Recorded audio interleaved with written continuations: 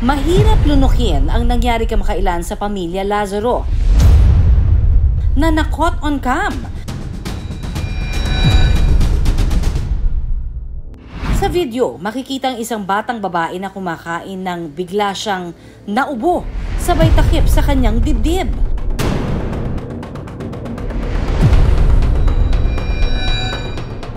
Dito na nagsimulang sumenyas ang bata sa kanyang mga kasama na hindi siya makahinga.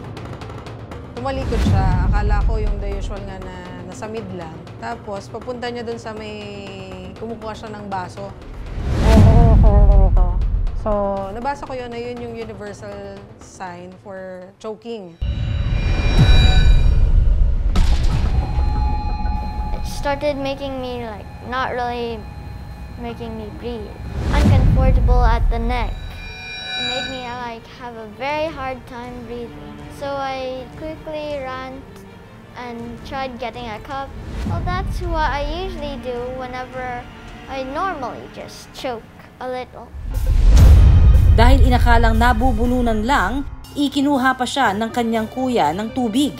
Actually, wala kang madidinig kasi hindi siya makahinga, hindi siya makapagsalita.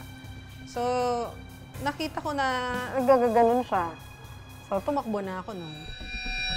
Pero nang hindi pa rin makahinga ng maayos si Junia, dito na naalarma ang kanyang pamilya. First time yun nangyari na nabilao ka ng ganun or na-choke ng ganun. Tsaka parang nag-iba na yung kulay niya, nahihirapan na siyang huminga.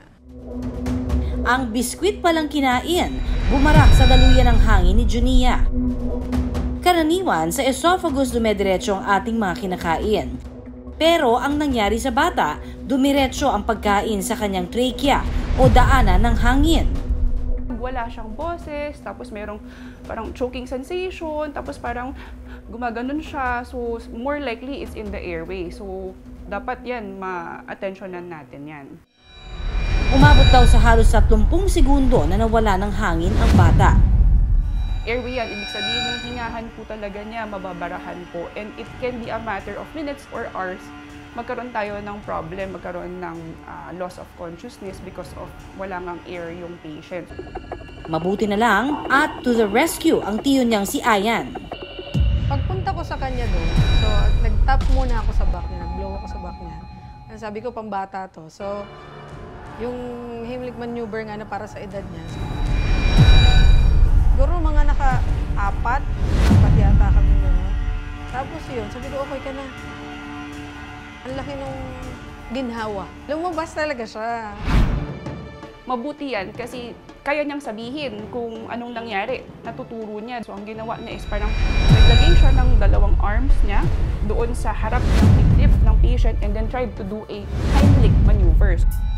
Si Junia nakaligtas at hindi lang pala basta-basta sumisenyas noon si Junia. Prepare nga ako kasi yung fear ko sa baby ko na yung choking nga, nababasa ko yan. Ganun pala kapag meron kang mga binabasa. Tapos pag nangyari sa'yo, ayun. Ang Heimlich maneuver ay binubuo ng serye ng tinatawag na under the diaphragm abdominal thrusts at back slaps. So for example, you have a pediatric patient na nacho-choke. Ang gagawin nyo lang po is you wrap around your two arms, dito, below sa sternum, so below dito, and then you parang do a pressure pataas. Kailangan daw nakayuko ang pasyente. 4 na beses itong gagawin hanggang sa lumabas ang anumang nalunok nito o hanggang sa guminhawa ang pakiramdam ng pasyente. Paalala ng mga eksperto, ingat-ingat tayo dahil anumang bagay na babara ay maaaring makagasgas sa ating lalamunan. Nagsilbing aral ang aksidente sa buong pamilya. Make sure to chew your food very good and check if there's any big pieces, or else you'll choke. And luckily, my tito was there.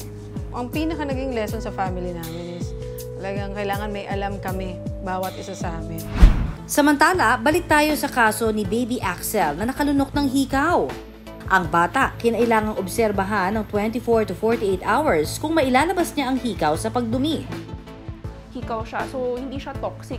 So hindi siya okay lang, we can wait for it kasi hindi naman siya mag-erode. At makalipas ang 48 hours, laking pasalamat ni Josie dahil ang hikaw nalabas nga ng kanyang anak. Sobrang saya ko po nung nakita ko yung nasumama yung hikaw sa poops ni baby po kasi alam kong safe na siya. Ang simpleng nabulunan o mabilaukan maaaring mauwi sa trahedya, kaya dapat maging alerto para sino mang mangangailangan ng tulong, handa tayong sumaklolo.